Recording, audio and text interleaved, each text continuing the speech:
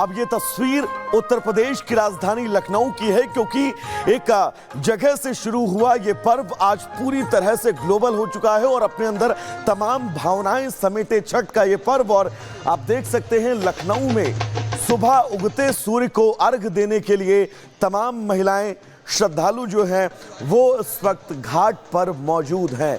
उत्तर प्रदेश की राजधानी लखनऊ की तस्वीर हम आपको दिखा रहे हैं, यानी कि पटना हो, लखनऊ हो, दिल्ली हो, महाराष्ट्र हो, राजस्थान हो, झारखंड हो, देश भर के वो तमाम राज्य जहां से आज सुबह से ही ऐसी तस्वीरें छठ पर्व को लेकर सामने आ रही हैं।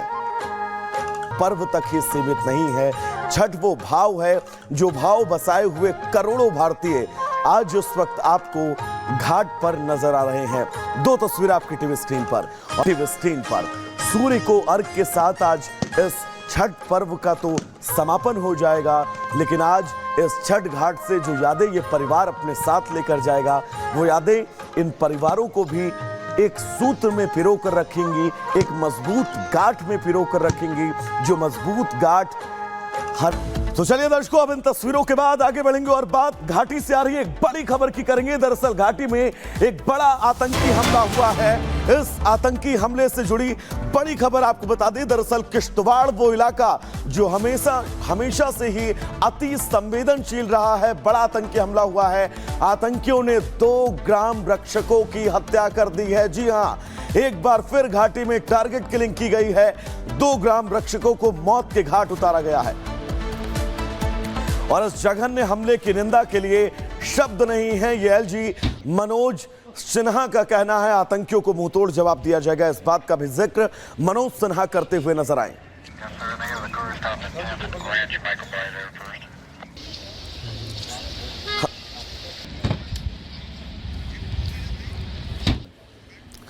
तो किश्तवाड़ के बाद अब आगे बढ़ेंगे और बात उत्तरी कश्मीर के सोपोर में करेंगे, जहां पर सुरक्षा बलों ने आतंकियों को घेर रखा है और लगातार जिस ऑपरेशन ऑल आउट की बात की जा रही थी उस दिशा में हमारे सुरक्षा बल आगे बढ़ते हुए। उत्तर कश्मीर के सोपोर इलाके से ये बड़ी खबर और बड़ी तस्वीर सामने आ रही है, जहां पर लगातार एनकाउंटर जारी है। उत्तर कश्मीर का सोपोर वो इलाका जो अति संवेदनशील है और यहां पर भी जवानों और आतंकियों के बीच लगातार फायरिंग हो रही है और सुरक्षा बलों का हर वो मुमकिन प्रयास कि अब जल्द से जल्द आतंकियों का सफाया किया जा सके।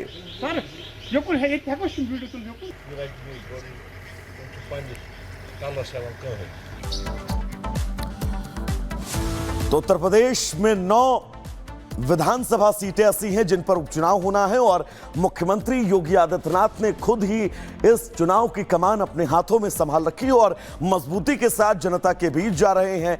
एक होने का बिल्कुल साफ और स्पष्ट संदेश देते हुए नजर आ रहे हैं।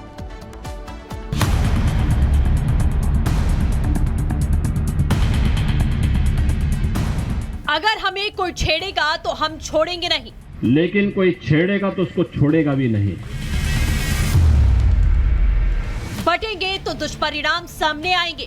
जब हम आपस में ही बटे रहेंगे तो कटेंगे भी, तो ये दुष्परिणाम भी हमारे सामने आएंगे। चुनावों की सियासी समर में जुबानी जंग तीखी और धारदार होती जा रही है। इस बीच बीजेपी के फायरब्रांड नेता और यूपी के मुख्यमंत्री योगी आदित्यनाथ ने कहा, जिस कश्मीर में पत्थरबाज पहले पत्थर मारते थे, आज वही कश्मीर एक बार फिर से भारत का स्वर्ग बनने की ओर अग्रसर है।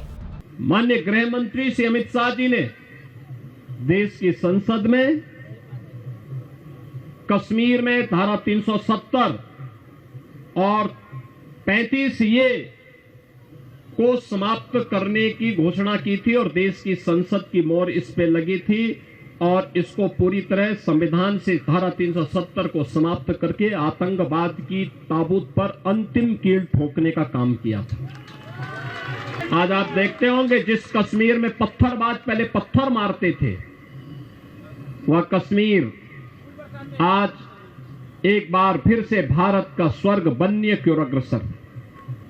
आज उस कश्मीर में बड़े बड़े इंफ्रास्ट्रक्चर के कार्य हो रहे हैं, टनल बन रहे हैं, एम्स, आईआईटी, आईआईएम जैसे संस्थान बन रहे हैं। आज उस कश्मीर में लाखों की संख्या में टूरिस्ट फिर से जाना प्रारंभ हुआ है।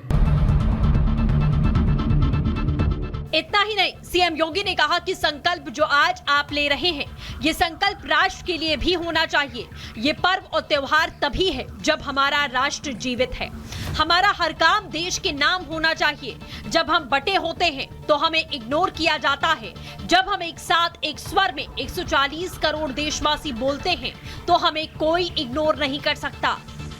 140 करोड़ भारतवासी जब एकजुट होकर के एक स्वर से बोलते हैं तो पूरी दुनिया आपकी बात को सुनती है।